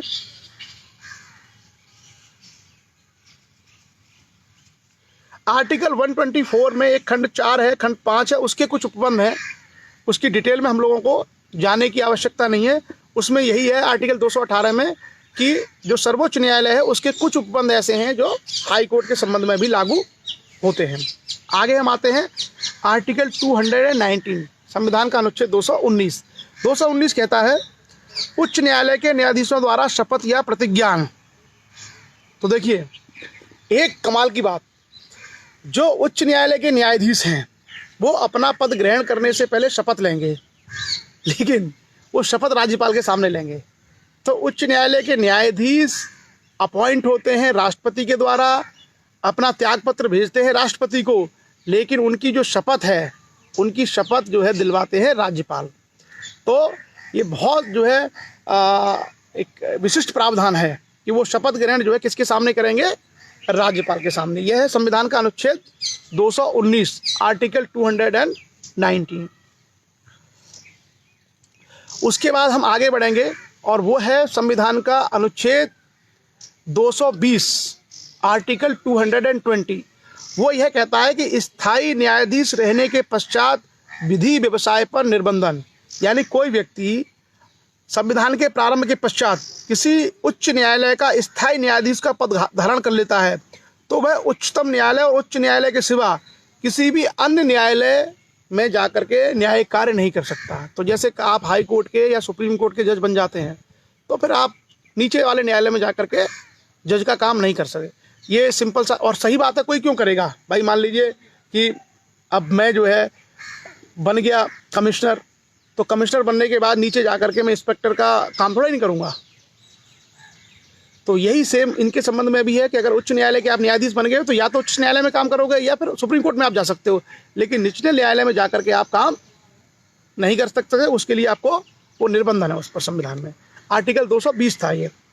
उसके बाद आता है आर्टिकल 221, संविधान का अनुच्छेद 221। 221 ये कहता है न्यायाधीशों के वेतन आदि। तो वेतन आदि क्या है? संसद विधि द्वारा जो बनाती है उस प्रक्रिया के तहत उनके वेतनों का निर्धारण होता है और वही वेतन और भत्ते उनको संदाय किए जाते हैं, प्रदान किए जाते हैं। क्लियर? आगे हम आते हैं आर्टिकल 222, किसी न्यायाधीश का एक उच्च न्यायालय से दूसरे उच्च न्यायालय को अंतरण यानी ट्रांसफर। तो आर्टिकल 222 ये कहता है कि एक हाई कोर्ट का जज दूसरे हाई कोर्ट ट्रांसफर किया जा सकता है, उसके बारे में संविधान में प्रावधान है। तो ये तो सिंपल सी प्रक्रिया है, कोई बहुत ज़्यादा इसकी डिटेल में हम नहीं जाएंगे। मान लीजिए कोई व्यक्ति अगर प्रयागराज हाई कोर्ट उत्तर प्रदेश का जज है और मान लीजिए अगर उनको लगता है तो राष्ट्रपति उसका स्थानांतरण कहाँ कर सकते हैं, वो कहाँ पे जा सकता है, उसको बम्बई भेजा जा सकता है, कहीं भी किसी भी उच्च न्यायालय में उनको ट्रांसफ़र किया जा सकता है। उसके बाद हम आएंगे आर्टिकल 223, संविधान का अनुच्छेद 223, आर्टिकल 223। वो ये कहता है कि कार्यकारी मुख्य न्यायमूर्ति की नियुक्ति, जैसे मान लीजिए हाई कोर्ट का मुख्य न्यायाधीश नहीं है, मुख्य न्यायाधीश अगर नहीं है तो उसी न्यायालय में से किसी वरिष्ठ न्यायाधीश को उसकी अनुपस्थिति में कार्यों को करने के लिए राष्ट्रपति मुख्य न्यायमूर्ति नियुक्त कर सकेंगे। जैसे मान लीजिए कि उदाहरण के तौर पर चंडीगढ़ हाई कोर्ट में या मान लीजिए मुंबई हाई कोर्ट में मुख्य न्यायमूर्ति किसी कारण से नहीं है, लीव पर चले गए या हो सकता है बीमार हो गए, कुछ भी हो सकता है। तो ऐसे में जो वरिष्ठ न्यायाधीश है उसमें से किसी को राष्ट्रपति वहाँ का मुख्य न्यायाधीश नियुक्त कर सकते हैं। उसके बाद है आर्टिकल 224, संविधान का अनुच्छेद 224। इनकी ज़्यादा व्याख्या हम इसलिए नहीं कर रहे हैं क्योंकि ये फैक्चुअल चीज़ें हैं, बिल्कुल सिंपल फैक्चुअल चीज़ें हैं। 224 ये कहता है कि अपर और कार्यकारी न्यायाधीशों की नियुक्ति अगर आवश्यकता पड़ती है तो एडिशनल और कार्यकारी न्यायाधीशों की नियुक्ति भी की जा सकती है किसी उच्च न्यायालय में। यह भी एक तरीके से एक फैक्ट है। उसके बाद हम आते हैं आर्टिकल 224 में एक और प्रोविजन है, ये 224 था, 101 224 का या 224 ए है। उसमें यह है कि जो सेवानिवृत्त न्यायाधीश हैं उनको भी कभी कभी ऐसी आवश्यकता पड़ जाए, ज़्यादा केस हो जाए तो उनको भी दोबारा न्यायिक कार्य करने के लिए हाईकोर्ट इत्यादि में बुलाया जा सकता है। वो केस सुन सकते हैं, लेकिन उनको और वेतन भत्ते भी मिलेंगे, परंतु वो परमानेंट अपने आप को वहाँ पर बिहेव नहीं कर सकते। ये है 224 ए। उसके बाद अगले अनुच्छेद पर हम लोग बढ़ते हैं, आर्टिकल 225, संविधान का अनुच्छेद 225। आर्टिकल 225 क्या कहता है? विद्यमान उच्च न्यायालयों की अधिकारिता। तो जो उच्च न्यायालय हैं उनकी अधिकारिता क्या होती है? उच्च न्यायालयों की अधिकारिता वही होती है जो आमतौर पर किसी राज्य की विधानमंडल की अधिकारिता होती है, लेकिन इसको बढ़ाया जा सकता है। इसको जैसे मान लीजिए कि उत्तर प्रदेश जो हाई कोर्ट है वो प्रयागराज है, प्रयागराज हाई कोर्ट की जो अधिकारिता है उसका जो जुरिडिक्शन है वो जुरिडिक्शन पूरा उत्तर प्रदेश है। अब मान लीजिए अगर कभी कभी ऐसा लगता है कि कुछ ऐसे मामले हैं जो झारखंड या बिहार या उत्तराखंड के भी उसको सुनने हैं, तो उसके जुरिडिक्शन को, उसके क्षेत्र को बढ़ाया जा सकता है, यानी वो वहाँ तक भी उसका कार्यक्षेत्र हो सकता है। क्या प्रावधान है?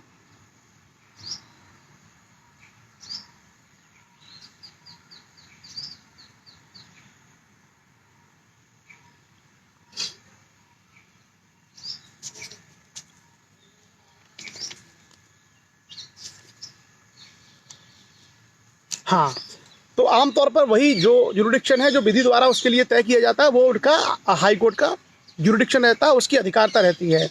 तो मतलब एक तरीके से टेरिटरी आप समझ सकते हैं, जुरिडिक्शनल एरिया बोलते हैं उसको, कि उस एरिया में उनकी अधिकारिता है और उस एरिया में होने वाले किसी भी कार्य और किसी भी अपराध के संबंध में अगर कोई विषय आता है तो उसकी सुनवाई वहाँ होगी।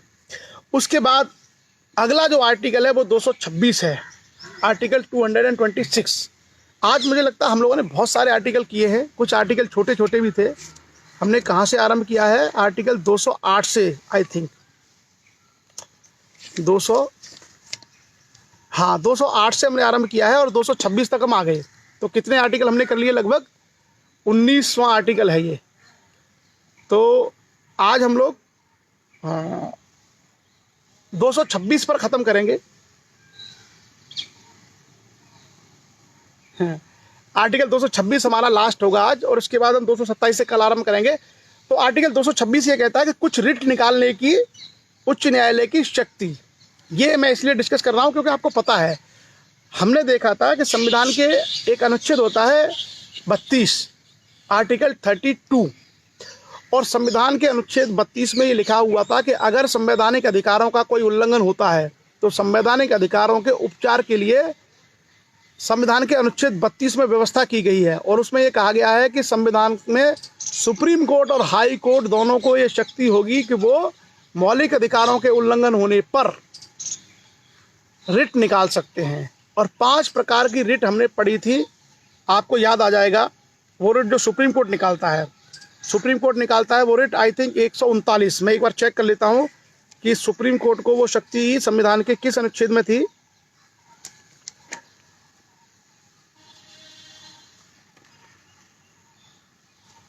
आर्टिकल 32 के तहत सुप्रीम कोर्ट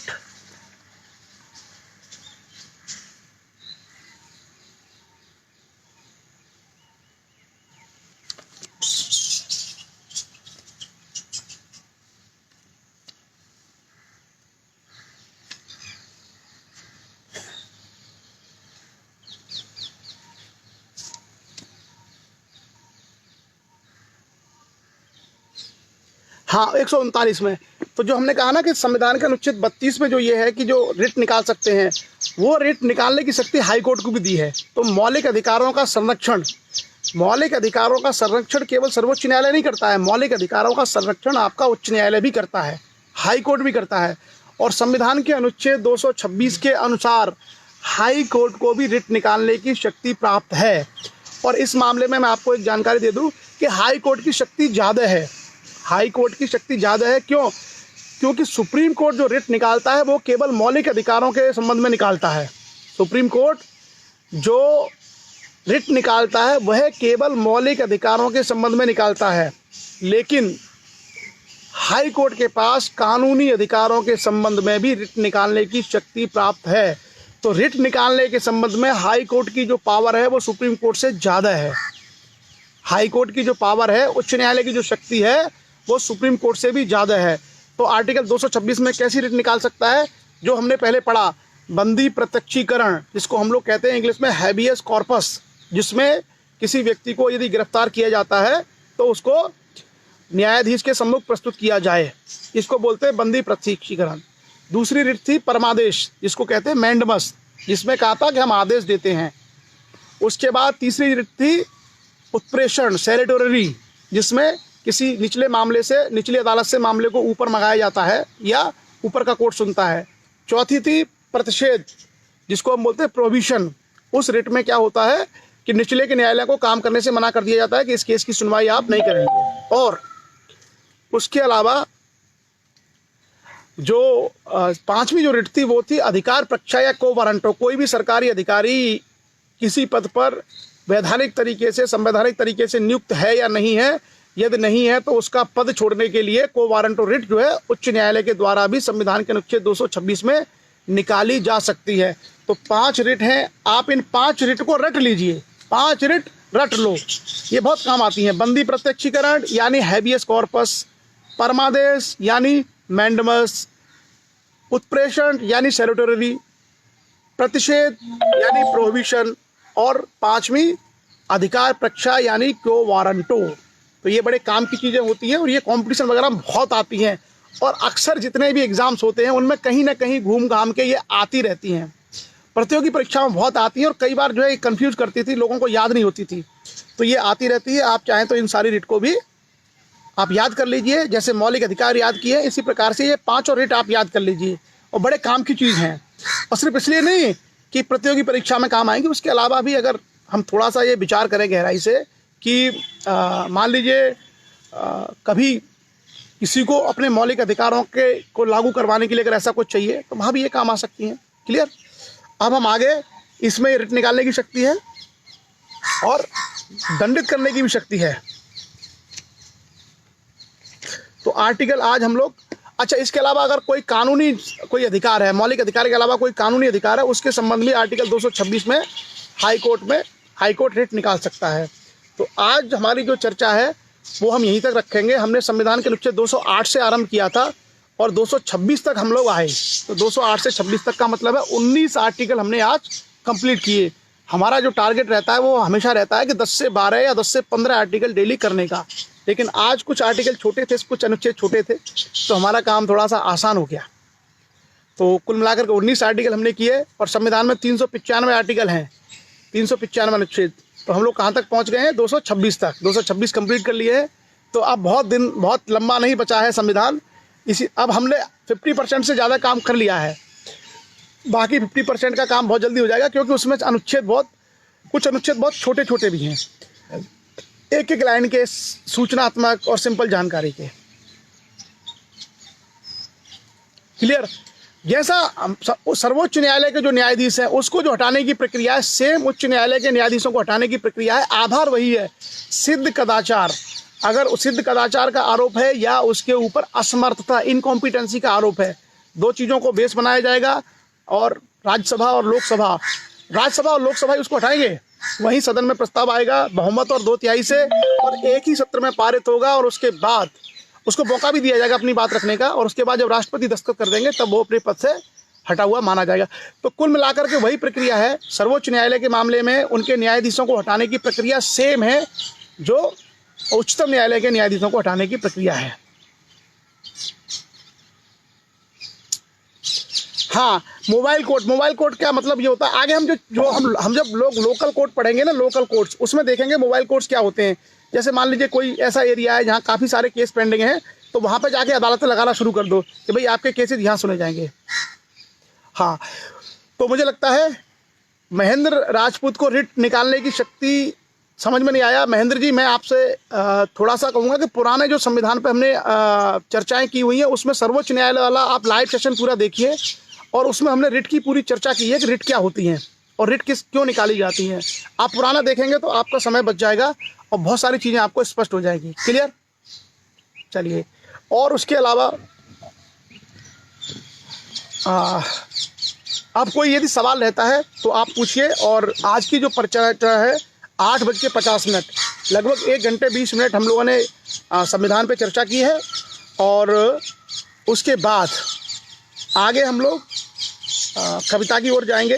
उससे पहले कुछ सवाल यदि आपके हैं, जैसे दिनेश श्वेता सिंह का सवाल आया, according to the article 123, if any ordinance implemented by the president like yesterday ordinance, do it needs to be debate in parliament in 6 months और this is the final ordinance. तो इसमें क्या होता है कि दिनेश जी, अभी तो परिस्थितियां ऐसी हैं कि हाउस नहीं चल रहा है, तो ऑर्डिनेंस से काम चलाना पड़ेगा। लेकिन जब सदन की जब सत्र शुरू हो जाएगा, तो सदन के सत्र की शुरुआत से 6 हफ्ते के अंदर अंदर उसको पास कराना होगा। 42 दिन के अंदर उसको ऑर्डिनेंस को पास कराना होगा, और ऑर्डिनेंस अगर 42 दिन में सदनों ने उसको अपनी सहमति नहीं दी तो वो ऑर्डिनेंस समाप्त हो जाएगा ऑटोमेटिक। लोधी पी के प्रेमी का कहना है कि स्टडी लीव के दौरान वेतन मिलता है।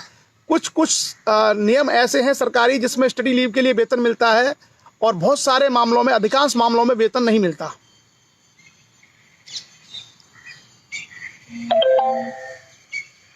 चलिए, तो बहुत बहुत स्वागत आप सभी लोगों का, बहुत बहुत धन्यवाद।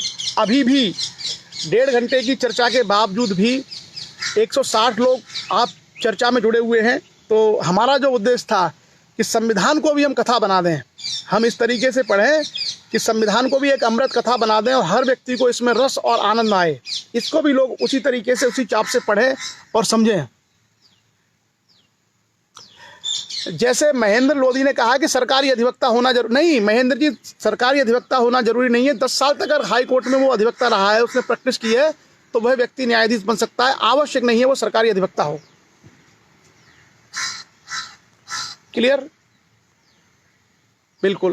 कॉलेजियम का मतलब ये होता है कि सर्वोच्च न्यायालय के मुख्य न्यायाधीश और कुछ वरिष्ठ न्यायाधीशों को बना करके एक छोटा सा एक ग्रुप होता है जो किसी हाई कोर्ट में या सुप्रीम कोर्ट में आने वाले जो न्यायाधीशों की जो नियुक्ति है उसके संबंध में लोगों की सिफारिश करता है कि इनको हमने स्क्रीनिंग की हुई है, इनको बनाया जाए। हाँ बिल्कुल, किसी भी उच्च न्यायालय के निर्णय दूसरे प्रदेश के न्यायालय के लिए नजीर बन सकते हैं। बिल्कुल, कॉलेजियम मैंने स्पष्ट कर दिया। बिल्कुल। सो आज हम देखते हैं किसका लकी ड्रॉ में नाम निकलता है, किसकी कविता आती है हमारे बीच में। बहुत सारी कविताएं आई हुई हैं।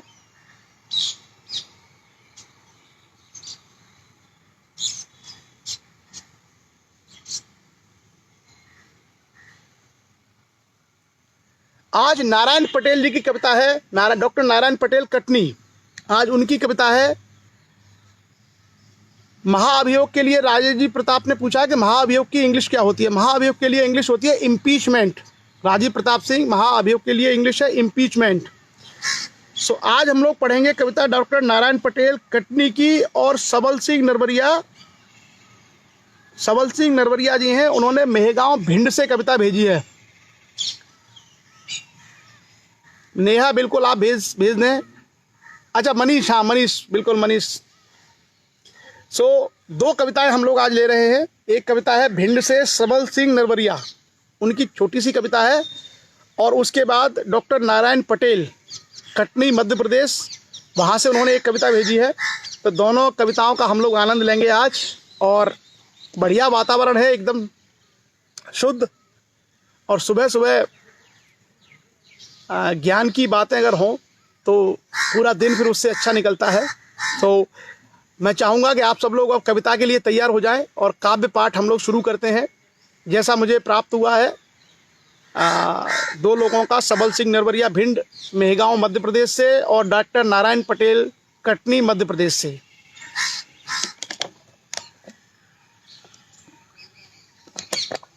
सबसे पहले सबल सिंह नरवरिया भिंड मध्य प्रदेश की कविता, छोटी सी कविता है। कविता क्या है? अनमोल जिंदगी है इसको बचाए राखो, अनमोल जिंदगी है इसको बचाए राखो, ना प्रेम करो तुम, ना प्रेम कम करो तुम, दूरी बनाए राखो। ये कोरोना के ऊपर ही है। अनमोल जिंदगी है इसको बचाए राखो, ना प्रेम कम करो तुम, दूरी बनाए राखो। डिस्टेंस, जो सोशल डिस्टेंसिंग की बात की गई है उसके संबंध में है। उसके बाद मानो ये बात मेरी, मानो ये बात मेरी, ना आओ भीड़ में तुम, मानो ये बात मेरी, ना आओ भीड़ में तुम, ना भीड़ घर बुलाओ सबको बताए राखो, ना भीड़ घर बुलाओ सबको बताए राखो, अनमोल जिंदगी है इसको बचाए राखो। आगे लाइन है, कहीं से भी घर में आओ, कहीं से भी घर में आओ, साबुन से हाथ धो, कहीं से भी घर में आओ, हाथ साबुन से हाथ धो, न हाथ तुम मिलाओ, न हाथ तुम मिलाओ, रिश्ता निभाए राखो, न हाथ तुम मिलाओ, रिश्ता निभाए राखो, अनमोल जिंदगी है उसको बचाए राखो। आगे है, मन में करो सबूरी, सबूरी मतलब पेशेंस, मन में करो सबूरी, अब मास्क है ज़रूरी।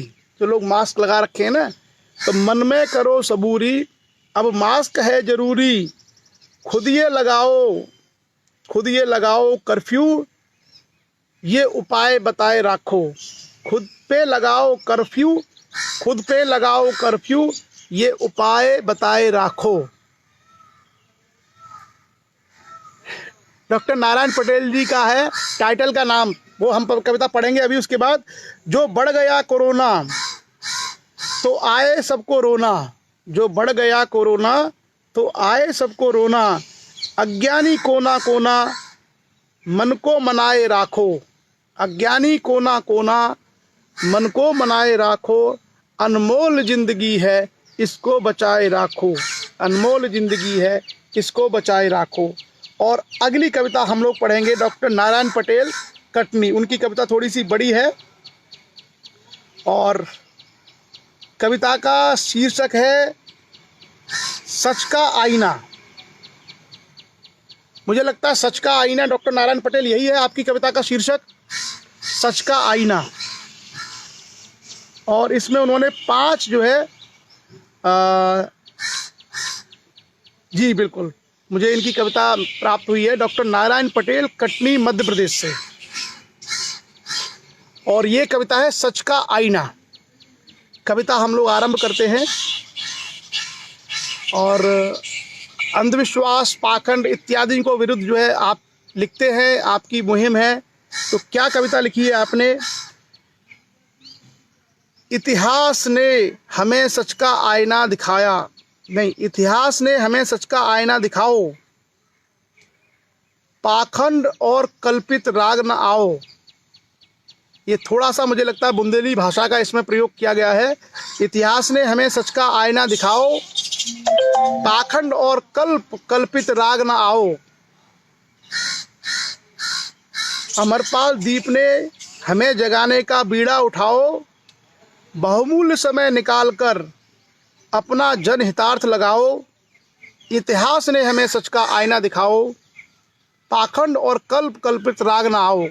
ये थोड़ा सा मुझे लगता है बुंदेली है, बुंदेली भाषा का इसमें पुट लग रहा है।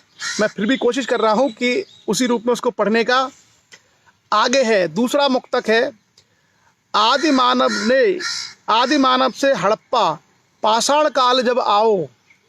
अब तो समझ में आने लग गया मुझे, बुंदेली है ये।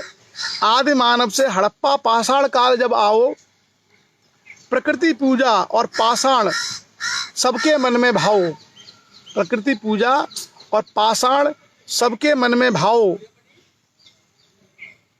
वही देवी वही देवता वही भगवान कहलाए। वही देवी वही देवता वही भगवान कहलाए। प्रकृति और मानव के बीच कोई देव नहीं आओ। प्रकृति और मानव के बीच कोई देव नहीं आओ। इतिहास ने हमें सच का आईना दिखाओ। इतिहास ने हमें सच का आईना दिखाओ।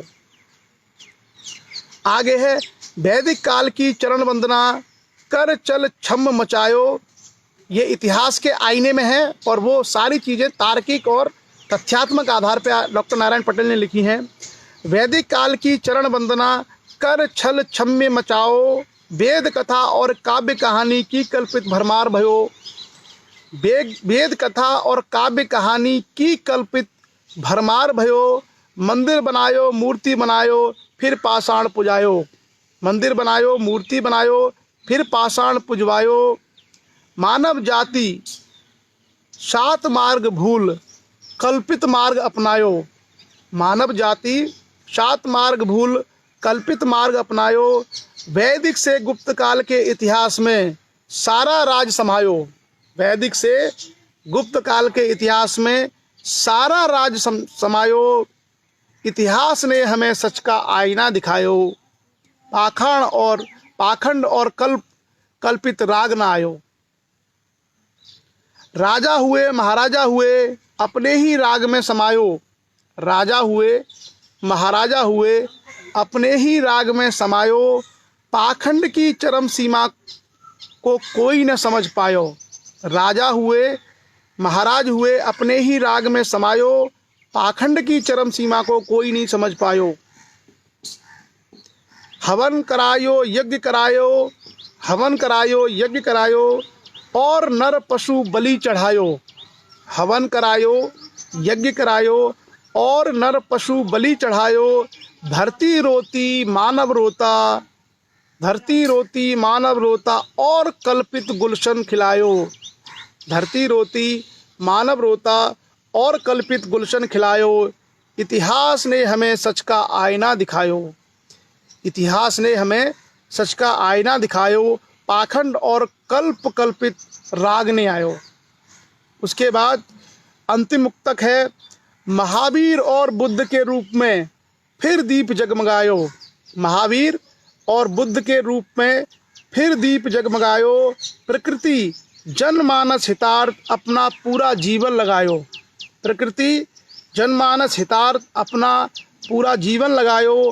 पाखंड के खंड खंड कर भ्रमजल को हटायो। पाखंड को खंड खंड कर भ्रमजाल को हटायो। सत्य समर्पण के प्रभाव से भारत भूमि बुद्ध कहलायो।